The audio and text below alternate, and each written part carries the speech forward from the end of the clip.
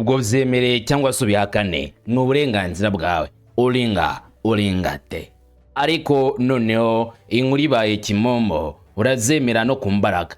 Leta zunze ubumwe za Amerika nyuma yuko zagaragaje ko zifite ubushobozi budasanzwe kuri Iran, maze bagafatira ubwato bwa Iran nyuma kuburasaho. Ubwato bivuga ko bwari bivuye ku kivuko cyangwa se ku cyambu cyo muri China, aho bwapakiriye ibinyabutabire bitutse mu Bushinwa bikora misile. Bwagera mu nzira igana muri Hormuz, bagafatirwa na Leta zimwe za Amerika. Bitari ubwo gusa, ahubwo no kuyindi nshuro tariki 21 Leta zimwe za Amerika zikiyongeza zigafata ubundi bwato bwa kabiri bwa leta ya Iran. Noneho agahwa gahuye n'umunyutsi, nanjye ngagahara nakagahu gahuye n'umunyutsi. Iran igaragaje yuko atari intavumera mu buryo bwayo bw'imbaraga, yemeza yuko ikora imirimo idasanzwe ihangana na Leta zimwe za Amerika. Inarangije ikocagura amato menshi yari mu nzira muri karere mu kigobe cya Oman, muri make uva mu kigobe cy'Abaperse. Bigenze gute? Ibi ndabikubwira. Umututu w'imbunda nanjye ng'imbunda, ibisasu bya rutura muri Hormuz, koco pikupeko nibyo byumvikanye. Byagenze gute ko Leta zimwe za Amerika zizaravuze ko ari big boss zizajya zirinda kano karere kukavamo cyangwa se kukaberamo ibikorwa by'imirwano, kuba barazanye kitwa blockade cyangwa se inzitizi zabo mu mazi, ko nta muntu uzongera kwatesha umutwe. None amato ya Iran, ubwato bwo mu mazi bwa gisirikare bwa Iran burashe gute muri iyi nzira hafi ya Hormuz? Ubimbaze bigusobanurire. Si ibyo gusa, Iran igize gutya ifata Donald Trump, warafata bavuguta mu zondo bati Trump ibyo tubwira ntago tuvyemera, ibyo guhagarika imirwano ubyiganirize ntidushobora kuzumva na gatoya. No ceasefire, nta guhagarika imirwano kugomba kubaho. Iby'imirwano twarabyemeranije mu byumweru bibiri bishize. Rero iyo minsi yarangiye, uyu munsi nta bya ceasefire bindi bigihari, ahubwo ukenyera ukomeze. Ubwo avuze kuri umunyembaraga uze muri kano karere wikwije, maze ubundi dukorane mu mitsi, dukorane mu mvuto. Umunyembaraga agaragare, ushoboye kurwana agaragare. Iby'ibiganiro, izo kuteretana n'ibindi byose birarangiye. Ubu tujye gushyira mu bikorwa ubusabe bwose bw'abanya-Iran. Icyo abanya-Iran badusaba turaza kugikora. Nibadusaba no kujya kurasa muri Tel Aviv kuri iyi nshuro, turirukanka twerekezayo cyane ko dufite n'ubwo bushobozi bwo kugerayo ngo tujye guterayo ikibazo cyangwa se ikibatsi cy'intambara ku rwego rudasanzwe mu buryo bw'imbaraga.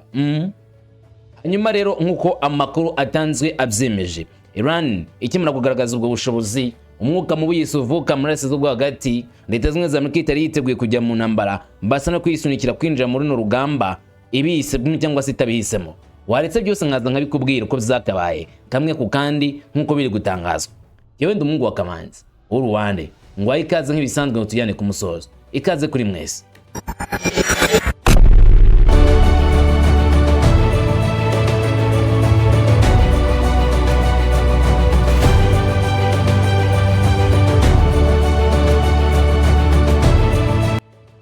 Uragira ngo ntivyatunguye Leta zimwe za Amerika zigeze zanabirota mu nzozi ko Leta ya Iran yagira gutya ikikora cyangwa se igakoresha ubushobozi bwayo ngizihangane nabo muri aya mazi.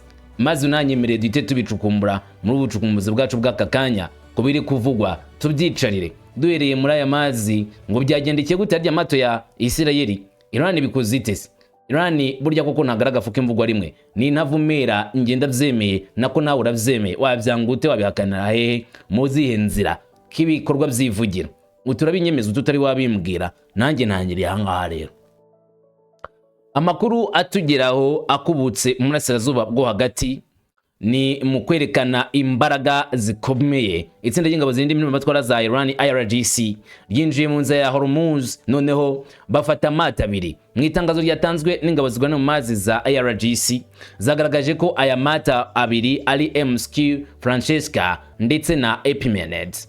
Aya mato yafunzwe zira gutanga ibiciro byashyize mu kaga umutekano w'amazi, hanyuma ajyanwa ku nkombe za Iran. Bayavaje barakweshebana barayajyana. Itangazo ryavugaga ko imwe muri aya mato cyangwa se ubumwe muri abo bwato bwaje bushaka kwangiza nanone inzira y'ubugenzuzi n'ubwato bwa MSK Francesca bari bufitanye isano na Israeli. Iran yatangaje itangazo rikomeye ryerekana neza cyane ko bitaye ku mikorere ya muri kano karere ndetse n'uburyo bwo kwibasira Iran badashobora kubwihanganira na gatoya. Iri niryo tangazo IRGC yasohoye ivuga ibyo bakoze. Nkuko amakuru avyemeza bagize bati abashinzwe kurinda iminota za Kisilamu ya Iran cyangwa se IRGC Command, ingabo zirwana mu mazi, Corporate Navy Command, amata abiri y'ingabo zirwanira mu mazi MSQQ Francesca afitanye isano n'ubutegetsi bw'abazayoniste na Epaminondas yarabangamiye umutekano w'amazi hanyuma nta ruhushya bari bahawe ndetse bashaka no kwangiza system zo kuyobora ubwato. Yafashwe n'ingabo zirwanira mu mazi za IRGC maze yerekezwa ku nkombe za Iran. Guhungabanya umutekano muri uyu muhora Hormuz niwo murongo utukura IRGC bivuga ko yashyizeho. Niyo magambo bavuga kandi ko amakuru nk'aya ngaya ari aya kera cyangwa se ibyo kutabagamira Iran nk'ibi ngibi ivuga ari umurongo bashyize kuva kera ko ushatse kubibasira cyangwa se kubabuza amahwemo atazaza kubona uruhushya cyangwa se atazihanganirwa mu buryo bwari bwo bwose, ahubwo azahura n'uva gusenya, azihanizwa ku rwego rudasanzwe kandi akatakwa ku buryo bukomeye ku buryo atazongera guhirahira ashaka gutesha umutwe IRGC. Leta ya Iran iti ibyo twabyamaganye kandi twabyanze burundu. Yakomeje avuga ko ayo mato yashaka guteza umutekano muke, ashaka guteza kaga kandi akagenda nta ruhushya afite ndetse bashaka no kwangiza system zo kuyobora ubwato ya Iran. Ingabo zirwanira ku butaka kandi za Iran nazo zongeye gushimangira ko guhungabanya umutekano mu Hormuz ari umurongo utukura kimwe n'izo mu mazi bafatanije. Ibaye mu gihe kandi Iran yiyemeje gukoresha imbaraga mu gusenya imipaka ya Amerika ku zambo zayo, yongera gushimangira ko kugota umuhora wa Hormuz bizakomeza mu rwego rwo kwihorera kandi ubutumwa ntibugarukira aho ngaho. Ubuyobozi bukuru bwa gisirikare bwa Iran ubu burimo kwerekana ko ku mugaragaro bwiteguye intambara mu gihe hari ugushidikanya kwa kubayo ku itangazo rya Perezida wa Leta Zunze Ubumwe za Amerika ku ruhande rumwe rwayo rwo kongera igihe cyo guhagarika intambara mbere gato yuko wenda iki gihe kirangira. Amerika nikora ikosa barayimanyura. Ikinyamakuru cya Leta ya Iran cyatangaje mu gitondo cyo kwa gatatu gisubiramo ibyatangajwe n'uruhande rwa Iran ku muvugizi w'ikigo cya Katamania Ibrahim Zolfagari. Ingabo z'igihugu zizagaba ibitero ku birindiro by'abanyamerika na Isirayeli no ku ngufu zose nibaramuka bateye Iran. Muri make Iran yiteguye gukora ibishoboka byose ngo ibangamire inyungu za Leta Zunze za Amerika muri Asazo hagati, atariho gusa ahubwo n'inshuti za Leta ya Amerika zose zizibasirwa zizabangamirwa mu buryo budasanzwe batigeze batekereza. Agaragaza ko Iran iri tayari gukora igikorwa cya gisirikare. Nk'uko rero ikigo cya Katamariya kibitangaza, Perezida wa Leta Zunze Ubumwe za Amerika n'abakuru b'ingabo zabo nibakora ibikorwa by'iterabwoba ku gihugu cyacu, tuzabagabaho igitero gikomeye kandi tuzabataka twebwe nka Repubulika ya Iran. Mu gihe abaye ubugizi bwa nabi igikorwa cyose cyatubaho tuzahangana nabo. Igisubizo kizahita kiboneka ku gitero cyose kizagabwa kuri Iran kandi intego zose zaragenwe zizahita zigraswaho. Tuzatanga igisubizo gikomeye kurusha icyo twigeze gutanga mbere, dusubizaho n'ubugizi bwa nabi bwa Leta Zunze Ubumwe za Amerika n'ubutegetsi bw'abicanyi bica abana b'abazioniste. Ni Iran ikigo cya Katamariya cyabitangaje maze bisubirwamo n'ibinyamakuru bitandukanye bahamya neza cyane ko biteguye gukora ibikorwa biremereye cyane byo kwihorera mu gihe Leta Zunze Ubumwe za Amerika zaba zikomeje igikorwa cy'igitero kuri Iran kandi ko bazasubiza mu buryo butangaje. Gusa mbere y'ibyo ubushyamirane muri Aziya y'Uburengerazuba bwari bwakaze bukomeje kugorana nk'uko bitangazwa n'ikigo gishinzwe ubucuruzi bw'amazi cyo mu Bwongereza. Ubwato bw'amakontineri bwa Iran bwagerageje gutambuka gusa bwari bufite uburinzi bwa Islamic Revolutionary Guard Corps kuwa gatatu. Hanyuma ubundi bwato butoya buzwi nka gunboat nabwo buraza mu metero 15 gusa mu majyaruguru y'Uburasirazuba bwa Oman, bumeze nk'ubwato bushobora gukaba igitero gikomeye. Nyuma y'akanya gato bivuga ko hari amasasu yumvikanye ubwato bw'imbunda nk'uko bivugwa na UKMTO nibwatanze umuburo kuri radio mbere yo gutangira kurasa ku bwato batekereza ko bwashatse kunyomohora Hormuz. Batangira kuburasaho batabuhaye integuza cyangwa se umuburo ku vyombo ibyo bita radio. Nkuko amakuru avyemeza, ubwato igice kimwe cyabwo cyangiritse, ariko mu buryo bw'igitangaza ngo nta muriro wabonetse kuri ubwo bwato, uburyo bavuga ko bwafashwe n'inkongi, kandi nta n'uwakomeretse cyangwa se wapfuye muri ubwo bwato. Abakozi bose bavuzwe ko bakiri mu mutekano. Ikigo cy'itangazamakuru cya Tasnim cyo muri Iran cyatangaje ko igisigaye cya Iran cyashyize mu bikorwa itegeko rigenga ubwato bw'amakontineri ko bwirengagije imiburo ihora itangwa. Ibi bibaye nyuma yuko ubuyobozi bw'ikigo cy'ingabo cya IRGC butanze umuburo ukomeye kuri Leta Zunze za Amerika n'abafatanyabikorwa bayo bo mu karere umwuka mukomeje kuzamuka no kwiyongera, guhagarika imirwano cyangwa se agahura n'uva gusenya. Yavuze guhagarika imirwano nuko igize inyuma imbogamizi zabo. Brigadier General Sajid Majid Musavi yarahiriye ko IRGC zibana abaturage ba Iran bazabashaka hose mu gihe yatangaga ibitekerezo mu butumwa bwagenewe abaturage ba Tehran. Bwana Musavi ubwo yatangaga ibitekerezo mu butumwa yageneye abaturage ba Tehran, yujeje abantu ko ingabo za IRGC ziteguye rwose kurinda igihugu, avuga ati, ndavuga Bwana Musavi wabwiraga abaturage ba Iran icyo IRGC izakora mu kurengera ubusugire bw'igihugu cya Iran ndetse no kurinda abaturage ba Iran muri rusange mu gihe baba bagoswe n'ibikorwa bya gisirikare ya Leta Zunze za Amerika ariko kandi na Israel. Ati uyu munsi twaje kubasura kugira ngo tubatangarize isezerano ryacu. Niba nyuma yo guhagarika imirwano umwanzi abirenzeho agakora igitero icyo ari cyo cyose kuri ubu butaka, kuri iyi nshuro intego yacu izaba aho muzatwereka hose. N'amagambo ya Brigadier General Sajid Majid Musavi n'umuyobozi w'ingabo zirwana mu kirere za IRGC wavuze ko abaturage ba Iran ari bo bazagenera IRGC uko bakwiriye kurwana, kandi ari bo bazagena aho IRGC izagaba igitero mu buryo bwa nyabwo. Niba Leta Zunze za Amerika zirenze ku itegeko ryo guhagarika imirwano bakagaba igitero kuri Iran, icyo gihe bazirengera ingaruka zabyo. Ubutumwa nibwagarukiye aho ngaho. Yanaburiye mu buryo butaziguye ko abaturage ba Iran n'abanyamerika bagomba kwitegereza ngo ninde mushotoranyi. Ati, mubwira abaturanyi bo mu majyepfo niba ubutaka n'umutungo wabo bikoreshejwe na Amerika mu gutera igihugu cya Iran, basezereka ibikorwa byo bya petroli mu karere ka Aziya y'Iburengerazuba. Niba bisezereho rwose kuko tuzahita duhangana navyo, tuzabitwika. Musavi anamenyesha yuko bazagaba igitero gikomeye cyane.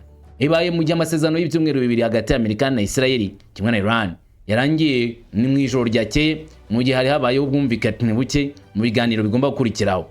Ariko Perezida wa Amerika Donald Trump yatangaje ko yongereye igihe cyo guhagarika imirwano ku cyifuzo ngo cya Pakistan yabaye umuhuza mu biganiro z'amahoro bimaze iminsi 7 bibaye. Kandi ntabwo yasobanuye neza ariko niba Iran ngo yaba yiteguye kuzajya mu bindi biganiro bitegereje uko zabera Islamabad, uburyo nyine wakitega ko imirwano yabigiye kurangira byanyabyo, ahubwo bishoboka cyane ko byakara. Trump yavuze kandi ko azakomeza igikorwa cy'ingabo zirwanira mu mazi za Amerika cyo gukumira ibyambu n'inkombe bya Iran. Abayobozi ba Iran bisi igikorwa cy'intambara ibikorwa. Nyuma mu yindi nyandiko yashyizwe ku rukuta rwa Truth Social yavuze ku byerekeye guturitsa Iran yose n'abayobozi bayo. Aho Donald Trump amagambo ye benshi bayumvishe bakavuga ati arimo kuvuga amagambo atarimo ubwenge ndetse arimo gushaka guhamagara intambara mu buryo butangaje. Ibi ntago ari ibintu by'i Rwanda, ni ibintu byo kwamaganira kure, ni ibintu bidakwiriye kwihanganirwa kuko kwemeza ibi mu buryo bumwe cyangwa se ubundi uzi ko hanganye n'igihugu nacyo kidatinya urugamba no gusunikira abaturage bose mu rugamba cyangwa se mu ntambara no kuzira ubusa. Aho yagize ati, Iran ntishaka ko umuhora wa Hormuz ufungurwa. Iran ntishaka ko umuhora wa Hormuz ufungwa. Bashaka ko ifungurwa kugira ngo babone miliyoni 500 z'amadolari ku munsi. Muri cyo kwa bahomba rero iyifunzwe. Bavuga gusa ko bashaka ko ifungwa kuko nge nafunze hari agace burundu. Rero barashaka gusa kwikiza isura mbi. Abantu baranyegereye iminsi nishize barambwira bati, Bwana, Iran irashaka guhita ifungura umuyoboro w'amazi, ariko ntitubikora. Nta masezerano na rimwe ashobora kubaho na Iran igihe cyose twaturekuje kano karere. Donald Trump akomeza ufata Hormuz no gushyiraho imbogamizi nibyo zatuma Iran yemera ibiganiro. Hagati aho ikigo cy'itangazamakuru cya Tasnim cya Iran gifitanye isano n'abashinzwe ingabo z'abaharanira impinduramatwara cyo cyatangaje ko Tehran itigeze isaba ko habaho guhagarika intambara, ndetse ko batanasaba ko Leta Zunze Ubumwe za Amerika zagira ikintu na kimwe wenda zaboroherezaho. Reka imbaraga zabo barazifitiye. None se ibyo barasiga iyihe sura? Guhagarika intambara byakomeje ariko mu buryo bwa bucece. Guhagarika intambara biracyagoranye cyane kuko n'ibikorwa byo mu mazi ubwabyo ntabwo ari iby'amahoro. Amasasu ari kwivugira mu muhora wa Hormuz no mu nyanja ya Oman n'iya Persia, kandi bisa nawo buri mwanya buri wese kugaragaza imbaraga. Mu gihe Iran bayifatiriye ubwato bugera kuri bubiri, ni nako kandi Leta Zunze Ubumwe za Amerika na Israel no batakaje ubundi bwato bwabo bugera kuri bubiri, kandi babujyanye ku kivuko cyangwa se icyambu cya Iran, nko guhamya kwa Iran yuko bafite uburyo bukomeye cyane bwo kurinda ibyambo byabo, ibyo Leta Zunze Ubumwe za Amerika itanazi. Hanyuma ibyo biganiro Amerika yo ibyiganirize batabizanamo Iran, kuko Iran nta gahunda ibifiteho. Nkuko bitangazwa ibyo kuganira ku masezerano na Amerika kiri kwanga. Iran ku itariki 22 Mata ndagaragaje neza ko ikigo mikorwa ryo guhagarika intambara biturutse nyine ku kuba amasezerano agenaga ibyumweru bibiri arangiye, hanyuma Amerika igasaba ko habaho ubundi buryo bwo kuganira guhagarika intambara. Iran yagaragaje ko ibona iki gikorwa nk'igikorwa kikocamye. Umujyanama mukuru wa perezida w'inteko ishinga amategeko ya Iran yatesha agaciro Burundi icyemezo cya Amerika, avuga ko Washington idakwiriye kwerekana ko icyo cyemezo cyawe cyongereye igihe cyo guhagarika intambara ari igihe cyo kugera kuri diplomasi. Mahdi Mohammed numfasha w'umuyobozi mukuru w'ibiganiro bya Iran, ibiganiro byahurije Iran na Amerika muri Pakistan, yaburiye Amerika ku mugaragaro ko kongerera igihe cy'amahoro bitazahindura imiterere y'ahantu Iran ihagaze. Mohammed yavuze ko kwagura ikibazo kongera igihe cy'agahenge nta kintu bizahindura na gakeya ku bijyanye n'uko Iran iri kwitwara muri kino gihe, kandi ntacyo bizahindura ku mitekerereze ya Iran mu buryo bwari bwo bwose. Muri make ni wakundi bavuga ngo umukobwa w'igipfapfa ari kirigita gaseka. Leta zimwe za Amerika nazo ngo ibyo ziri gukora ntacyo bibwiye leta ya Iran habe namba, ngo nubwo bavuga ngo bagiye guhagarika ibiganiro kazi guhagarika imirwano, kongera igihe cyo guhagarika imirwano wagiye kumeze ibiganiro, nta kintu babwiye. Mohammed Mahdi yagize ati kongera igihe cyo guhagarika intambara kwa Trump ntacyo bivuze. Uruhande rwatsinzwe ni ushobora gushyiraho amasezerano. Gukomeza kugota ntabwo bitandukanye no gutera ibisasu, kandi bigomba gukemurwa n'igitero cya gisirikare. Avuga blockade ya Leta Zunze Ubumwe za Amerika kwa gukumira amato kwa Iran kwakozwe na Leta Zunze Ubumwe za Amerika mu mazi y'aba Oman, mu nyanja ya Oman. Ati bimeze n'ubundi nko kurasa, kandi ibyo bigomba gukemurwa n'imbaraga za gisirikare, the fire, umuriro. Ikindi ati byongeye kandi kongerera igihe kwa Trump ahagarika intambara nta mayiri yo kwagura umwanya wo gutera igitero gitunguranye. Igihe cyo gufata iya mbere kirageze, ngo Iran ifati ya mbere. Muri make ngo Iran yo itangiza urugamba kuri Amerika, batenze batigeze Leta Zunze Ubumwe za Amerika ngo zibikore. Ahamya neza cyane ko Iran ubu ngubu itategereje Leta Zunze Ubumwe za Amerika nk'abagomba kugirira impuhwe Iran. Muri make Iran kuko izi neza amayeri ya Leta Zunze Ubumwe za Amerika n'ubundi bakaba bazi ko nta gisubizo kizima Amerika yatanga, nta n'amahoro Amerika yatanga muri kara karere. Byanga bikunde Iran igomba kwitwara neza ngo y'ubwayi gagarika Leta Zunze Ubumwe za Amerika binyuze mu tutu w'imbunda barashe ku ruhande rwa Leta Zunze Ubumwe za Amerika, nyine bagagarika Leta Zunze Ubumwe za Amerika burundu. Niko Mahdi we abibona, kandi niko bikwiye kugenda. Iran irimo gukurikirana Leta Zunze Ubumwe za Amerika. Byongeye kandi ambasaderi wa Iran mu muryango w'abibumbye Amir Said Iravani yavuze ko muri mugenzi Iran irimo kubona uyu munsi atari ibiganiro bashobora kuzajyana na Amerika. Iran yavuze ko babiteguye kuganira, ariko nyuma ko Leta Zunze Ubumwe za Amerika zahagaritse amato yabo, amato yose agera ku byambo bya Iran, byerekana ko nta buryo na bumwe bw'ibiganiro byabaho cyetse ubwo gukumiriza buvanyweho. Yasobanuye ko guhagarika ibikorwa bya Amerika ari byo byonyine bishoboka kuzana inzira nziza itanga cyerekezo cya diplomasi. Ono mu gihe izi ntego za Leta Zunze Ubumwe za Amerika mu mazi zaba zikiriho nta kintu kirimo. Nkuko Iravani yabivuga, Iran yamaze kumenyesha neza abayobozi ba Amerika iki kibazo binyuze mu nzira za diplomasi ko nta gushidikanya ku cyifuzo gito cya Tehran. Intumwa ya Iran kandi yavuze ko igihe cyo guhagarika ibintu kimaze gukurwaho burundu, ibiganiro bishobora kongera gusubukurwa vuba, wenda mu gihe byaba bidafite aho bibogamiye, bakajya nko mu gihugu wenda bakajya muri Turkiya, bakajya nka Istanbul. Iran ishaka kubashora muri Turkiya. Iran yavuze kandi ko hari ibimenyetso byerekana ko Leta Zunze Ubumwe za Amerika zishobora kuba zirimo gutekereza ku koroshya ihagarikwa ry'ibikorwa bya gisirikare, ariko nta kintu ngo Iran irimo kwibonamo mu gihe Leta Zunze Ubumwe za Amerika zikomeje ibikorwa zabo birimo ubugambanyi n'ubugome bwibasira igihugu cya Iran mu buryo bumwe cyangwa se ubundi, cyane cyane muri iriya nzira ya Hormuz.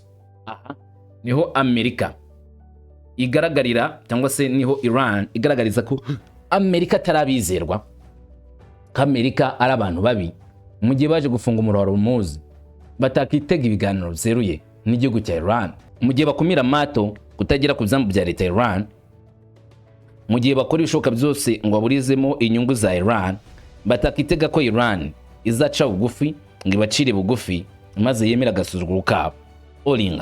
Olingate mpuzamahanga ku bicuruzwa bya peteroli kandi igamije kurinda umutekano, ituze n'urujya n'uruza rw'ibindi bikoresho birimo n'ifumbire mvaruganda igera mu bihugu byinshi. Impamvu y'ingenzi yatumye inzira ya Hormuz isa n'ihagaze ngo ni intambara iri kubera kuri Iran. Uburyo bwonyine bwo gukemura iki kibazo rero ni uguhita ngo guhagarika imirwano no guhagarika imirwano byuzuye. Imbande zose zirebwa n'icyo kibazo ngo zigomba kujya mu buryo bwemewe cyangwa se mu buryo bw'ubwubahane mu biganiro bizatanga igisubizo cya nyacyo kuri uyu muhora wa Hormuz. Nyamara amagambo ya Sergei Lavrov yabwiye Abbas Araghchi yongeye gusa naho ayashimangira, avuga ko Leta Zunze Ubumwe za Amerika nazo zihawe umuburo ukomeye uko Iran igomba kwitwararika yirinda kujya mu makimbirane, ari nako Leta Zunze Ubumwe za Amerika nazo zikwiriye kwitwararika zirinda kujya mu makimbirane, muri make gukomeza intambara. Ahubwo iki ni igihe cyo gushakisha uburyo bakemura amatati, bakaganira, bakareba uburyo bakemura ibibazo by'intambara, bagashakisha inzira ya diplomasi kuruta inzira ya gisirikari, bakomeje gushyiraho umutima bumva ko ariyo yakemura kino kibazo. Mu gihe Ubushinwa bwiteguye gukomeza kugira uruhare rugaragara kandi rugamije kubaka muri iki kibazo, kuba Leta Zunze Ubumwe za Amerika na Iran baratangije ibiganiro muri Pakistan bigaragaza intambwe ikomeye mu koroshya ikibazo rusange gihari nk'uko Abashinwa babivuga. Uruhande rw'Ubushinwa rugaragaza ko rufite icyizere ko impande zose zirebwa n'iki kibazo zizashyigikira cyane cyane amasezerano yo guhagarika imirwano z'agateganyo kandi zigashyiraho icyemezo kidakuka cyo gukemura amakimbirane yabo binyuze mu nzira ya politike ndetse na diplomasi, bityo bakirinda ko intambara yongera kwiyongera no kongera kugaruka kw'intambara, kugira ngo habeho ibintu bikeneye kugira ngo amahoro n'ituze bigaruke hakiri kare kandi bisuzuye mu karere k'ikigobe cyo mu Burasirazuba bwo hagati. Minisitiri w'Ububanyi n'Amahanga w'Ubushinwa Wang Yi nawe yagize icyo avuga ku byo yavuze ko ari ibibazo bikomeje kuba, amenyesha ko kugerageza guhagarika umuhora wa Hormuz Leta Zunze Ubumwe za Amerika ishaka byaba bibangamiye inyungu z'isi yose. Nyuma yo kuganira n'intumwa nkuru ya UAE, nanone Wang Yi yasabye ko habaho guhagarika burundu imirwano binyuze mu nzira za diplomasi, ndetse anashima abafite impungenge ku mutekano w'ibihugu zo mu karere, ndetse anashyigikira ubusugire n'ituze bya UAE wa Leta Zunze Ubumwe z'Abarabu. Avuga yuko iyi ntambara ikwiye guhagarikwa kugira ngo ibihugu zose byo mu kigobe nabyo bigira amahoro, kuko intambara ikiriho ntabwo byakizera umutekano, kandi mu gihe ubatera bavuga ko ari kwihorera nyine ubwo rumvikana ko intambara yaba mbi. Hagati aho bivuga ko Pakistan yatanze igitekerezo cyo kwakira icyiciro cya kabiri cy'ibiganiro bya Iran na Amerika Islamabad, mu gihe abahuza barimo kwihatira kugarura imbaraga nyuma y'uko ibiganiro za mbere bitagize icyo bigeraho, nta bwumvikane busesuye bwagezweho. Abayobozi bakavuga ko inzira diplomasi ikomeje gukorwa mu buryo yaba ifite imbaraga, aho hari n'abandi benshi bagaragaza neza ko hari n'uburyo bari gutekereza kuba wenda banayimura ahandi bakajyana nk'i Geneve, hakiri gusuzumwa niba iyo iyi nama yakimurirwa cyangwa se ibiganiro byakimurirwa. Uruhande rwa Washington ariko Vice President wa Amerika JD Vance we yavuze ko hari intambwe nyinshi yatewe mu biganiro biherutse, yemeza ko umupira uri mu maboko ya Tehran. Mu kiganiro yagiranye na Fox News yavuze ko Iran igomba gufata ingamba zifatika ku bijyanye no gukungahaza intwaro za kirimbuzi no ku masezerano y'akarere, amenyesha ko ibyavuye muri iki gihe bishingiye gusa ku buryo Tehran idashobora kwihagararaho. Vance yanahuje ibiganiro bikomeje n'umuhora wa Hormuz, avuga ko Amerika yiteze ko hazabaho igikorwa cyo gufungura inzira y'amazi y'ingenzi ku isi inyuzwamo petroli nyinshi ku isi. Vance n'ibyo biganiro yagize ati twateye intambwe mu biganiro. Ikibazo gikomeye kuva ubu ngubu ni ukumenya niba abanya-Iran bazagira ubworoherane buhagije, niba abanya-Iran bazemera ibintu by'ingenzi tugomba kubona kugira ngo ibintu bikorwe bisigaye. Amagambo ya JD Vance asa naho ashimangiye cyane ko Leta Zunze za Amerika ziteze ibidasanzwe ku gihugu cya Iran, kandi ari nabyo byazana igisubizo cy'iyi ntambara, ari nabyo byatuma amahoro atekana.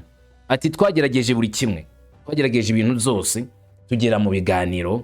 Ubu rero ikibazo gikuru gihari ni ukwibaza niba Iran ishobora kuzagira ubushobozi buhagije bwo kugira icyo yitaho, niba Iran izemera by'ingenzi dukeneye kugira ngo byose bijye mu buryo cyangwa se byose bikorwe ngo JD Vance yabyemeje.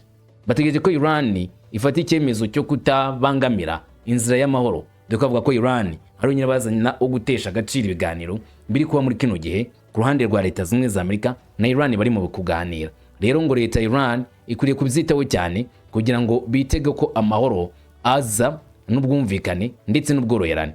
Gusa Iran nayo igasa naho itera hejuru ikavuga iti noneho ni twebwe ba nyiri ikibazo kuruta Leta Zunze za Amerika yasabaga ibintu bitumvikana. Bashinja Leta Zunze za Amerika kuba yaragiye isaba ibintu byinshi babona ko bidafite 12 ndetse bakagenda bazamaganira kure. Bati ibyo ntabwo dushobora kuzemera, musabe ibintu byumvikana, ibyo byo rwose muvane y'amaso, ibyo ntibishoboka. Hanyuma indi ngingo twavuze tuzaza kuganiraho ni iyi. Indege ya Mi-28, indege y'Uburusiya, ni indege yakoreye igitangaza Iran.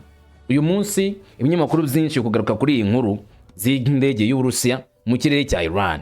Mi-28 Firejet ni indege y'ingenzi cyane ku mikorere yo ku rugamba. Mbaza ngo none ngo iyo ndege ni ibiki byayivuzwe byagenze gute?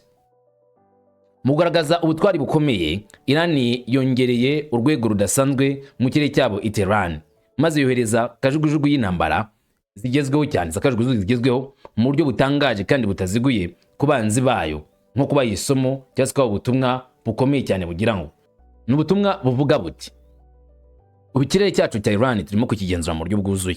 Byandi mwavuga ngo mushobora gutera Iran mu kurikirana buri kintu cyose cyo mu kirere cya Iran.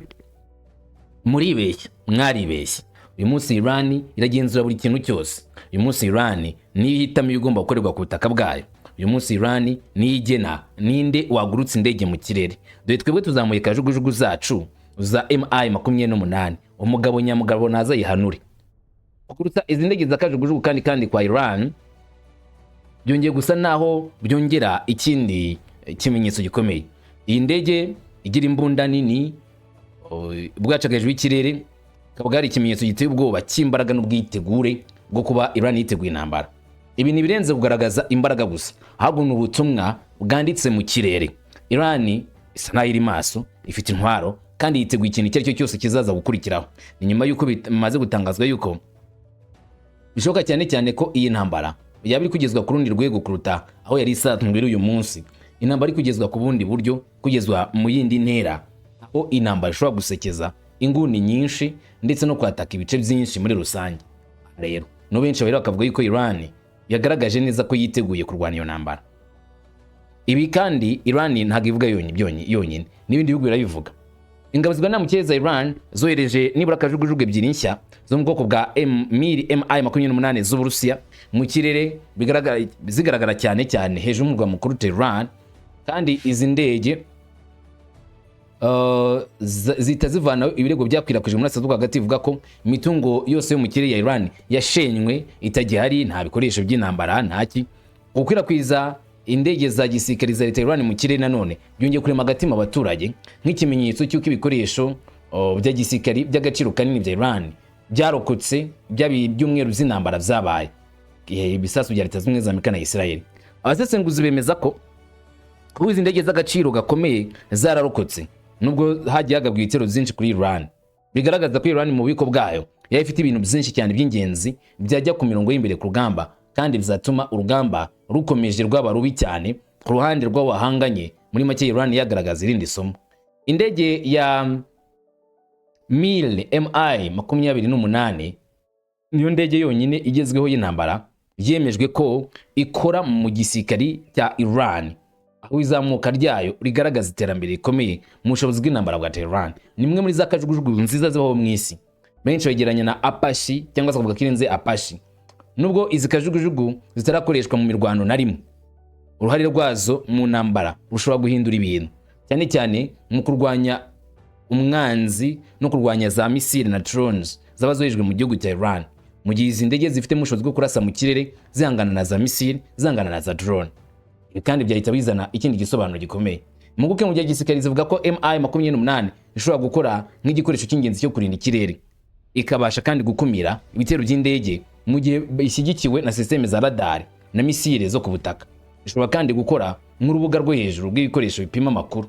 Yongera kandi ubumenyi mu bijyanye n'imerere no gutuma habaho igihe cyo kwihutisha guhangana n'ibibazo bitunguranye bushobora kugera ku gihugu cya Iran binyuze mu kirere. Icyo gihe nyine Iran ikaba ifite ubushobozi budasanzwe bwo kuba yahangana n'icyo ari cyo cyose cyaba kimeze nk'ikibazo kibasira iki gihugu cya Iran.